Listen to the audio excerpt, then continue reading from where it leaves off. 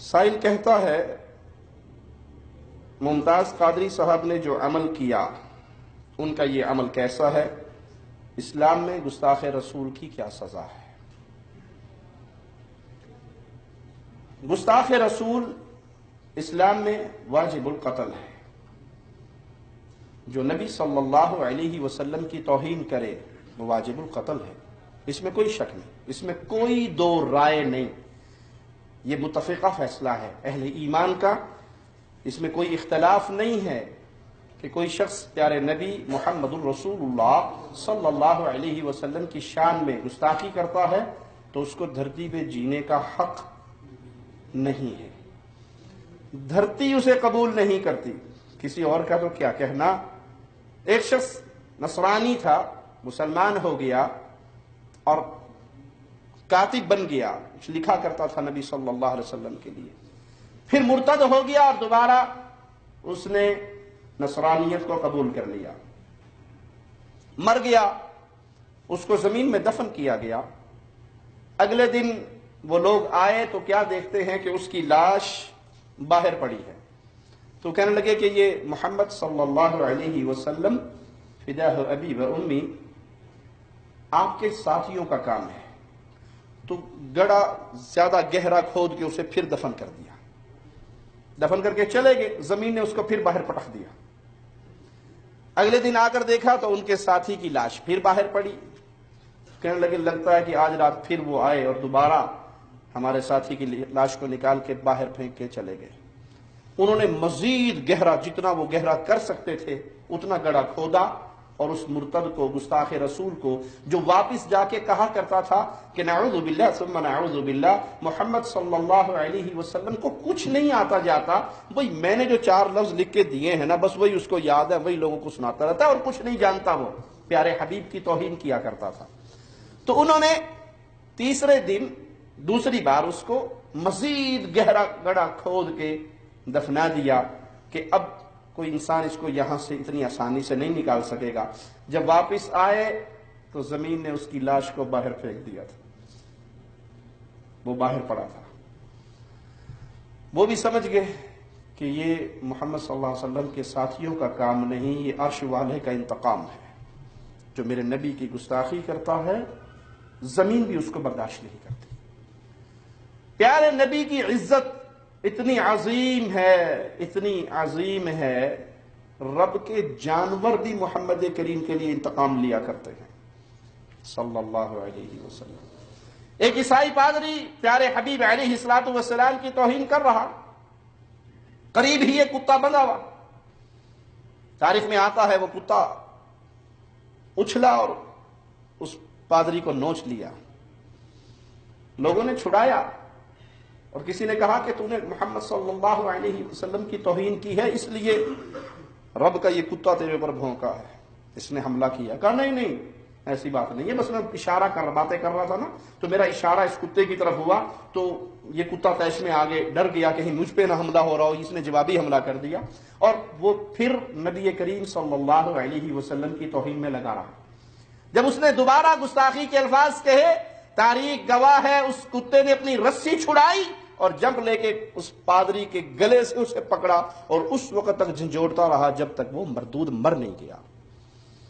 پیارے نبی کی شان، پیارے نبی کے گستاخ کو نہ زمین برداشت کرتی ہے نہ رب کے جانور برداشت کرتے ہیں، اس میں کوئی شک نہیں۔ گستاخ رسول کی سزا شریعت محمدیہ میں قتل ہے۔ پیارے حبیب علیہ الصلوۃ والسلام مکہ فتح کر رہے، فتح ہو گیا، آپ نے کچھ گستاخوں کے نام بتائے، یہ جہاں بھی ملے ان کو مار دو۔ اگر یہ بیت اللہ کے غلاف میں لپٹے ہوئے ہوں، بیت اللہ امن کی جگہ نہیں ہے، یہاں جنگ حرام نہیں ہے، حرمت والا شہر نہیں ہے، جو اس میں داخل ہو گیا امن نہیں پا جاتا۔ لیکن گستاخ رسول کے لیے اسلام کیا خبر دیتا ہے؟ اگر گستاخ رسول بیت اللہ کے غلاف میں لپٹ جائے، پیارے نبی فرما رہے ہیں جاؤ اس گستاخ کو مارو، تلاش کرو، قتل کرو۔ صحابہ نے کہا وہ تو بیت اللہ کے غلاف سے لپٹا ہوا، آپ نے کہا اگر وہاں پر پاتے ہو تو وہیں پر مار دو، اس کے لیے معافی نہیں ہے۔ ہاں صحابہ کرام کو اللہ کے نبی صلی اللہ علیہ وسلم نے خود روانہ کیا، بھیجا، فلاں کون ہے اس کا سر لے کے آئے گا، فلاں کا سر کون لے کے آئے گا۔ صحابہ گئے اور گستاخ رسول کو قتل کر کے آئے۔ ایک صحابی کی لونڈیا تھی، 2 بچوں کی ماں تھی، پیارے نبی کی توہین کرتی ہے، یہ صحابی نابینا ہوتے ہوئے اس کے اوپر چڑھ کے بیٹھ جاتے ہیں اور نیزہ اس کے سینے پہ ایسا مارتے ہیں کہ جب تک وہ ٹھنڈی نہیں ہو جاتی اس کو اسی حالت میں رکھتے ہیں یہاں تک کہ وہ مر جاتی ہے۔ لوگوں میں چرچا ہوتا ہے، آپ کہتے ہیں کون ہے جس نے یہ کام کیا؟ اس کو میرا جو حق ہے اس کے اوپر، میں اس حق کی بات کرتے ہوئے کہتا ہوں کھڑا ہو۔ وہ نابینا صحابی کھڑے اور کہا اللہ کے نبی صلی اللہ علیہ وسلم وہ آپ کی توہین کر رہی تھی اور میں آپ کی گستاخی کو برداشت نہ کر سکا، میرے 2 پھول جیسے بیٹوں کی ماں تھی لیکن میں اس کو نہ چھوڑ سکا۔ آپ نے کہا کوئی 2 چونچے لڑانے والے نہ لڑائیں، میں اس کے خون کو رائے گاں قرار دیتا ہوں، جو محمد کی گستاخی کرتا ہے وہ واجب القتل ہے۔ لیکن اسلام نے کچھ معاملات عوام کے لیے رکھے ہیں، کچھ معاملات حکمرانوں کے لیے رکھے ہیں۔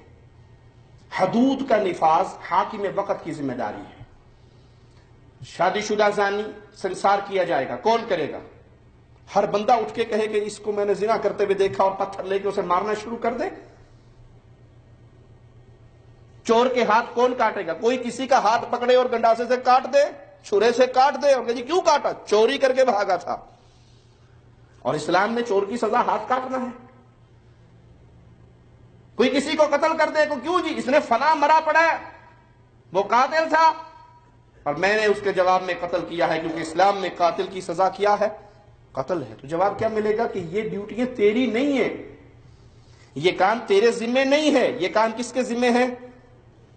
حاکم وقت کے ذمے ہے، مسلمان حکمران کی ذمہ داری ہے، مسلمان قاضی کی ذمہ داری ہے کہ اس کے سامنے اس مجرم کو پیش کیا جائے، اس گستاخ رسول کو پیش کیا جائے، اس کی گستاخی ثابت ہو، علماء بیٹھ کے اس کے جملوں کو سنیں، اگر وہ واقعی گستاخ ہے قاضی اس کا خون، اس کا قتل جائز قرار دے گا اور وقت کا مسلمان حاکم اس کو قتل کرے گا۔ کوئی کہتا جی اگر وہ قتل نہ کرے تب بھی وہ اس کی ذمہ داری ہے، آپ سے سوال نہیں ہوگا۔ صحابہ کرام سے بعض ایسے اقوال بھی ملتے ہیں، ایسے افعال بھی ملتے ہیں کہ انہوں نے سیدنا ابوبکر صدیق کے دور میں کسی گستاخ رسول کو سزا دی، بغیر پوچھے سزا دی۔ جیسے بھی یہ 2 بچوں کی ماں کا قصہ آپ نے سنا، لونڈی کا آپ نے واقعہ سنا، تو یہاں پر سوال یہ پیدا ہوتا ہے صحابہ نے کسی شخص کی گستاخی کو سنا، دیکھا اور بغیر امیر کی اجازت کے یا بغیر نبی صلی اللہ علیہ وسلم کو اطلاع دیے اس پر حد قائم کر دی، تو بھائی وہ ایمان میں کون تھے؟ صحابہ تھے۔ وہ ایمان میں عدول تھے، سچے تھے، ان کا ایمان سچا، ان کی گواہیاں سچی، ان کے فیصلے سچے۔ آج کے دور میں اگر یہ دروازہ آپ کھول دو گے کہ ہر بندہ اٹھے اور گستاخ رسول کو قتل کر دے، تو یہاں تو گستاخ رسول کا جملہ اپنے ذاتی مفادات کے لیے استعمال ہوتا ہے۔ کسی نے کسی سے ادھار لینا، اس طرح کے آپ نے اپنے ملکوں میں درجنوں واقعات دیکھے ہوں گے، کسی نے کسی سے ادھار پیسے لینے وہ نہیں دے رہا، کیا کرتے ہیں؟ قرآن پاک کی چند اوراق کو جلا کر آتے ہیں اور اس کے گھر کے اوپر رکھ کے لوگوں کے اندر شور کر دیتا ہے یہ توہین رسالت کر رہا ہے، گستاخ رسول ہے، اس نے قرآن پاک کو جلایا ہے، اور پورا گاؤں باہر نکلتا ہے اور انہیں مار مار کے ہلاک کر دیتا ہے۔ ایسے واقعات نہیں ہوئے؟ کیا سیالکوٹ کے وہ 2 حافظ بچوں کی بات بھول گئی جن کی لڑائی کسی بات پہ ہوئی اور ان کو رنگ کوئی اور پہنا کر گھسیٹ گھسیٹ کے مار دیا گیا؟ اگر یہ دروازہ آج کھول دیا جائے کہ ہر بندہ اٹھے اور گستاخ رسول کو قتل کرے، تو بھائی پہلا سوال کہ یہ فیصلہ کون کرے گا؟ اس کا یہ جملہ گستاخی ہے یا نہیں؟ یہ کس عالم سے فتویٰ لیا گیا؟ یہ کس عالم کے سامنے پیش ہوا؟ اس پہ کس قاضی نے یہ فیصلہ دیا کہ ہاں یہ اس کا جملہ توہین رسالت کے زمرے میں آتا ہے؟ یہاں تو انتقام لینے کا آسان ذریعہ ہے۔ فرقہ بندی کا بت اتنا بڑھ چکا ہے، فرقہ واریت کا بت اتنا بڑا ہو کر پوجا جا رہا ہے کہ آج اگر کوئی ایک گروہ دوسرے فرقے میں نہیں ہے، دوسرے فرقے والے کو ایک ہی جملہ یاد ہے، گستاخ رسول۔ میری بات آپ سمجھے جس بات میں کہہ رہا ہوں، اللہ کی فضل سے، اللہ کی توفیق سے، اللہ کی رحمت سے، میں تو انتہائی گناہگار انسان ہوں، اللہ کی رحمت سے، اللہ کے فضل سے دلائل رکھتا ہوں، اور دلائل کی بنیاد پہ جو بات کہتا ہوں اس کے پیچھے ثبوت ہوتے ہیں۔ الیاس قادری صاحب ایک پروگرام کے اندر خود اپنی زبان سے اقرار کرتے ہیں کہ ایک عوام الناس میں سے ایک آدمی ہمارے پاس آیا اور آ کر کہنے لگا، قادری صاحب میرا پورا گاؤں گستاخ رسول ہے۔ اب جب بریلوی کو یہ کہے گا کہ میرا گاؤں گستاخ رسول ہے تو دو معنی ہو گئے، یا وہ گاؤں دیوبندیوں کا ہے یا وہ گاؤں اہل حدیثوں کا ہے، یا وہ گاؤں دیوبندیوں کا ہے۔ بریلویوں کے نزدیک دیوبندی بھی گستاخ رسول ہے اور اہل حدیث بھی گستاخ رسول ہے۔ اس نے کہا مولانا صاحب میرا پورا گاؤں گستاخ رسول ہے۔ الیاس قادری صاحب کہتے ہیں میں نے اسے کہا کہ اللہ سے ڈر، تیرے گاؤں میں کوئی دودھ پیتا بچہ نہیں ہے، وہ بھی گستاخ رسول ہے۔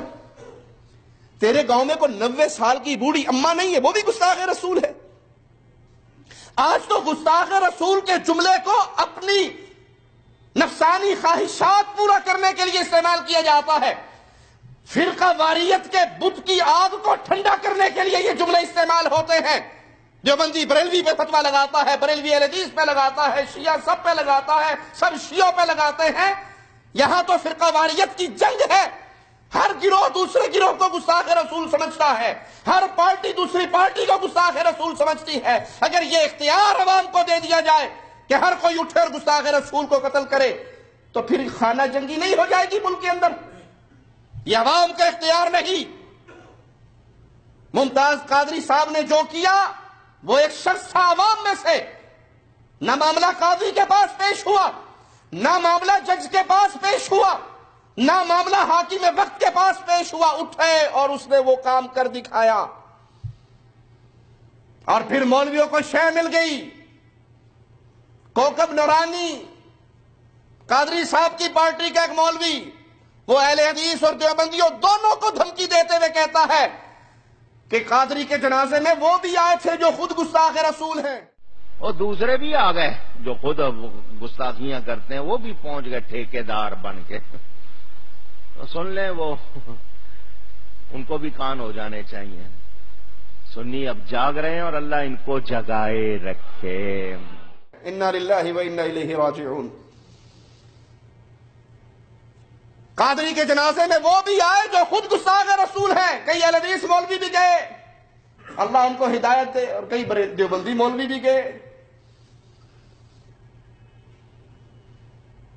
اب اس نے کہا کہ خیال رکھنا جنازے میں آنے سے کچھ نہیں ہوتا، سنی قوم جاگ گئی، تمہاری باری بھی آنے والی ہے۔ کیا معنی؟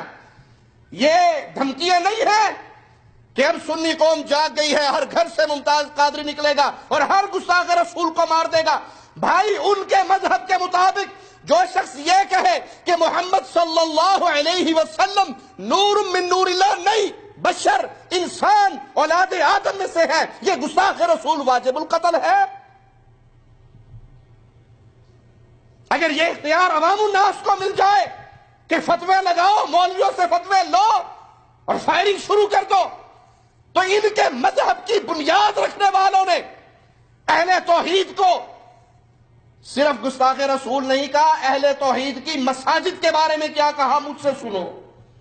احمد رضا خان بریلوی، ملفوظات احمد رضا میں ان سے سوال ہوتا ہے کہ وہابیوں کی مسجد کے بارے میں آپ کا کیا خیال ہے؟ جواب میں خان صاحب فرماتے ہیں کافروں کے گھر کی مانند ہے، مثل بیت کفار کے ہے وہابیوں کی مسجد، وہابیوں کی مسجد کفار کے گھر کی مانند ہے۔ یہ ابھی 1 مہینہ پہلے بلوچستان میں اللہ ہمارے شیخ ابو تراب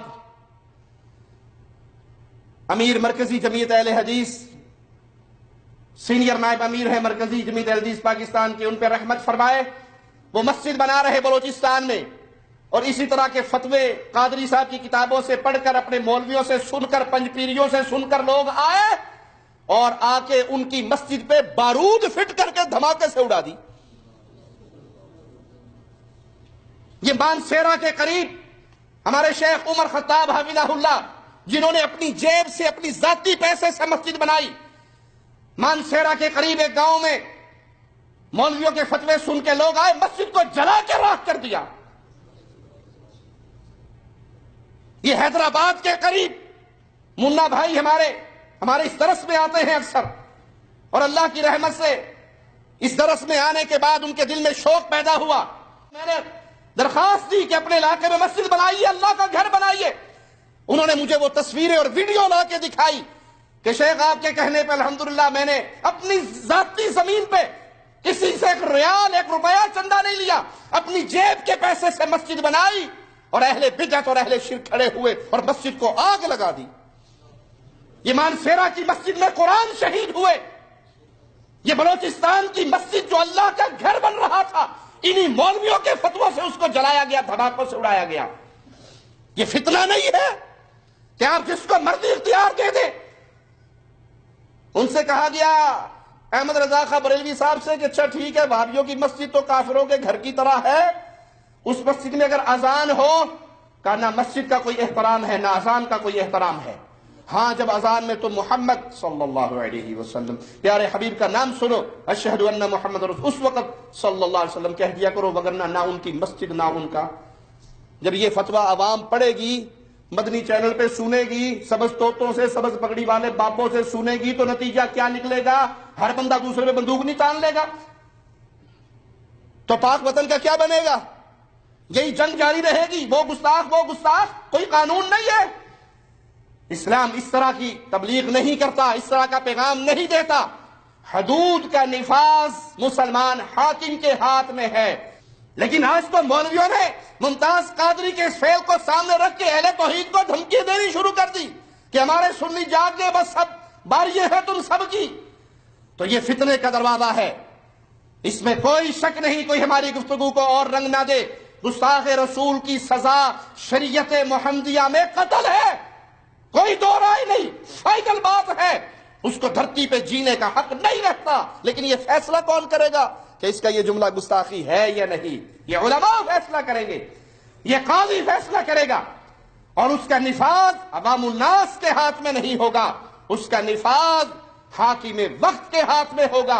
उसकी सजा अगर वो नाविद नहीं करता, उसका मुजरिम भी वो हाकिम वक्त होगा, अल्लाह के यहां वही जवाबदेह होगा।